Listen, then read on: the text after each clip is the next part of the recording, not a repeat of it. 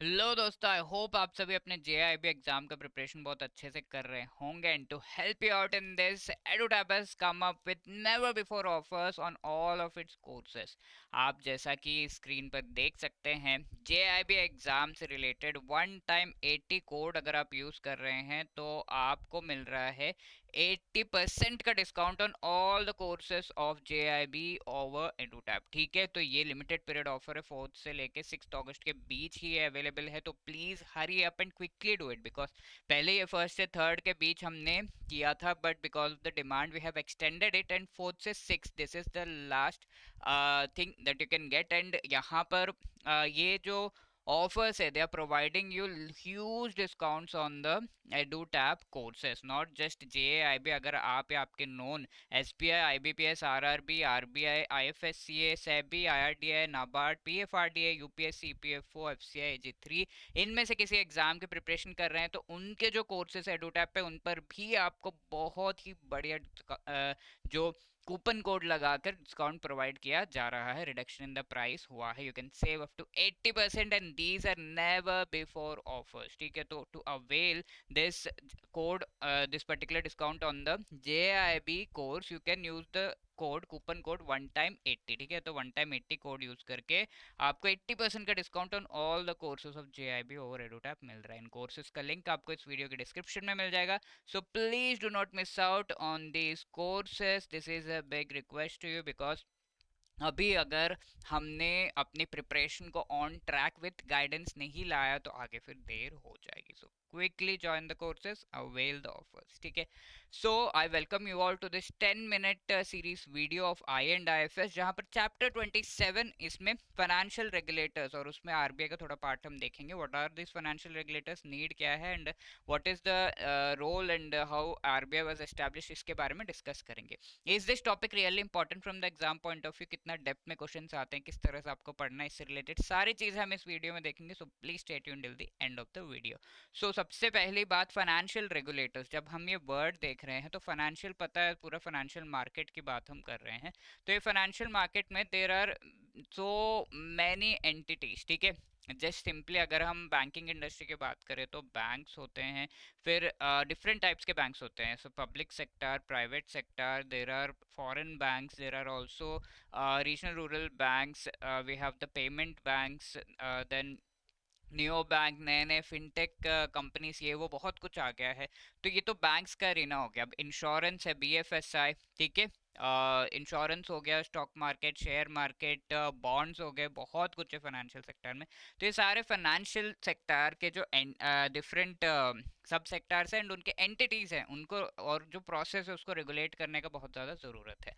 अब what is meant by regulating something, regulate मतलब अगर कुछ अच्छा हो रहा है, first of all there has to be rules and regulation set. अब ये रूल्स एंड रेगुलेशन सेट होने के बाद if the process is going well, ठीक है तो ठीक है। अगर प्रोसेस सही तरीके से नहीं जा रहा तो which ever entity is not moving in the right direction, तो उसको पेनलाइज करने का भी काम होता है फाइनेंशियल रेगुलेटर्स का। ठीक है, तो रेगुलेटर्स का रोल मेनली ये है कि जो भी प्रोसेस उसे सेट करना और उसके बाद वो एज पर प्रोसेस चल रहा है कि नहीं वो देखना। तो इसके लिए एक परमानेंट जो ऑफिस है उसे एस्टेब्लिश किया जाता है एंड उसके थ्रू उसके फिर रीजनल ऑफिसेस होते हैं, as we will see in the case of RBI and other regulators. और वो उनके थ्रू ये पूरे इंडिया में उस पर्टिकुलर सेक्टर या सब सेक्टर के एक्टिविटीज एंटिटीज को रेगुलेट एंड उनको मैनेज करते हैं एंड उस सेक्टर के ग्रोथ को इंश्योर करते हैं। ठीक है, तो फॉर्मल फाइनेंशियल सिस्टम का पार्ट है रेगुलेटर। सब रेगुलेटर आ जाता है, जैसे आपने किसी को पैसे दिए, कौन पूछने वाला है? हाँ, एक लॉ बना हुआ है, उसके हिसाब से गवर्नमेंट पूछ सकती है कि हाँ दिया नहीं दिया, क्या इशू हो गया आपके बीच में।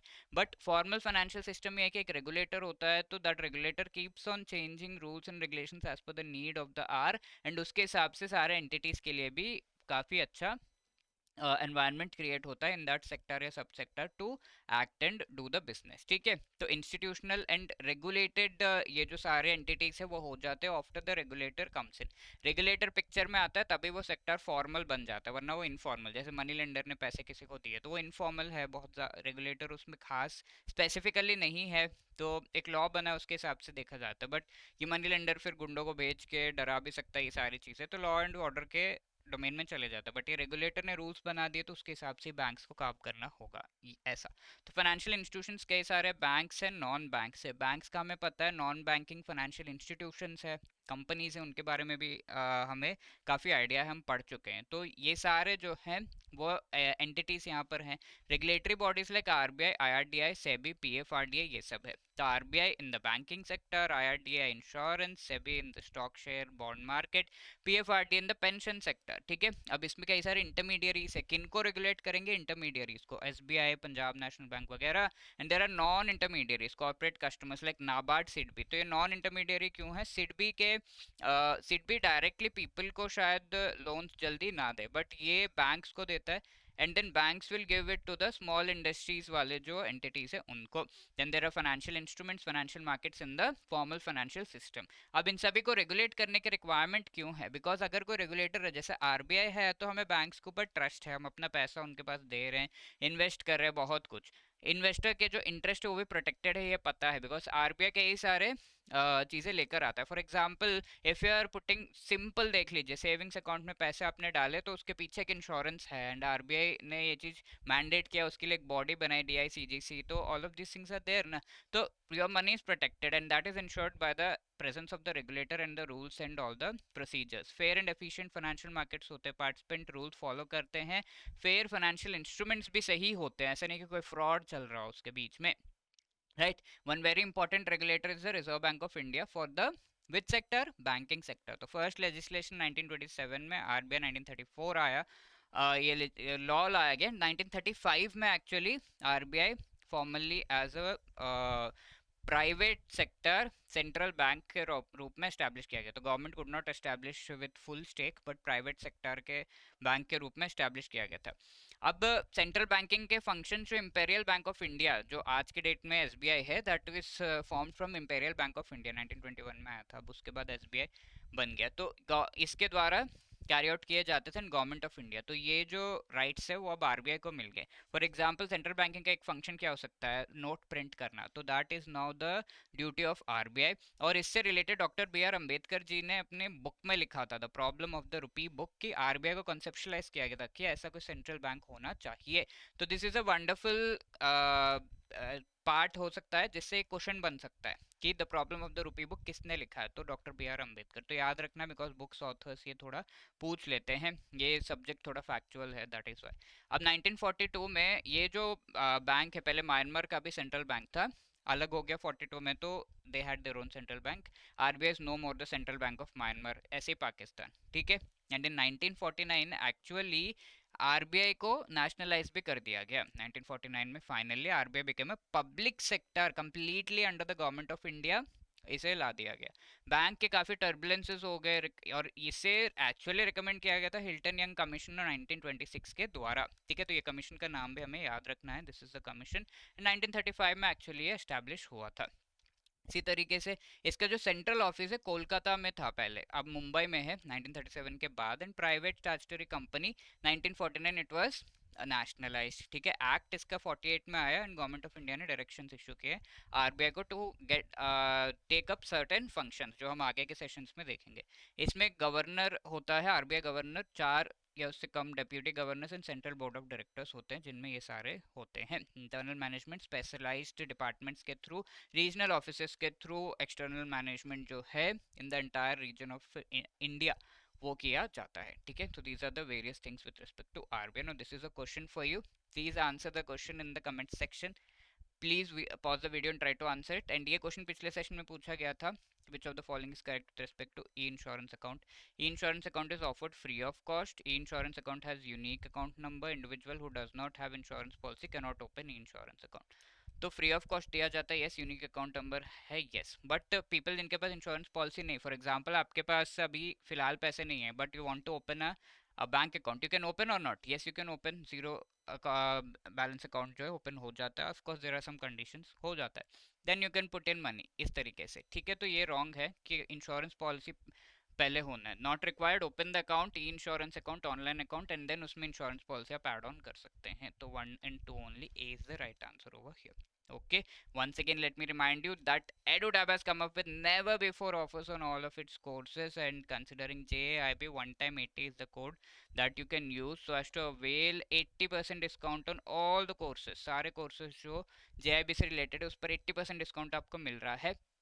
और इस यही नहीं, अगर आप या आपके known S B I, I B P S, R R B, R B I grade B, I F S C A, SEBI, I R D I, NABARD, P F R D I grade A के exams दे रहे हैं, या फिर UPSC, E P F O, F C I, AG3 के exam दे रहे हैं, तो you can definitely be part of this particular courses of एडुटैप, क्योंकि इन पे never before offers, never before discount जो है प्रोवाइड किए जा रहे हैं. ये लिमिटेड पीरियड ऑफर 4th से 6th अगस्त, पहले 1st से 3rd था, but we have extended it because of the demand, and 4th से 6th अगस्त तक finally this offer is going to end. The links of these courses are given in the description of this video. You can go there and actually be part of this particular courses. और अगर आपको JIP के courses जो है उसके through guidance की requirement है, तो definitely you can click on the link in the description, या फिर गूगल पे आप edutap.in टाइप करेंगे तो आप इस वेबसाइट पे आ जाएंगे. फिर JIB कोर्सेज, उसमें मास्टर कोर्स आप चूज कर सकते हैं, जिसमें कम्प्लीटली कॉम्प्रिहेंसिव वे में सारा सिलेबस जो अच्छे से पढ़ाया गया है through short recorded videos, chapter wise MCQs, each and every chapter के short notes, and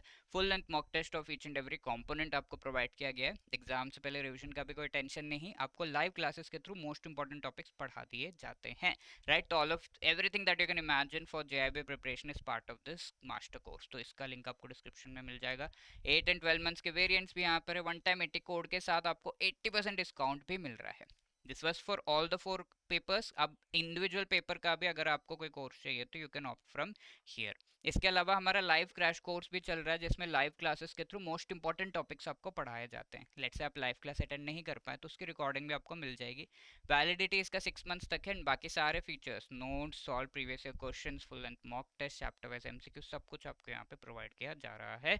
and one time 80 code के थ्रू 80% डिस्काउंट भी है. राइट, अब इसके अलावा अगर आपके कोई भी डाउट है, you can call us on this number or drop a mail at hello@edutap.co.in. Wishing you all the best. Thank you so much.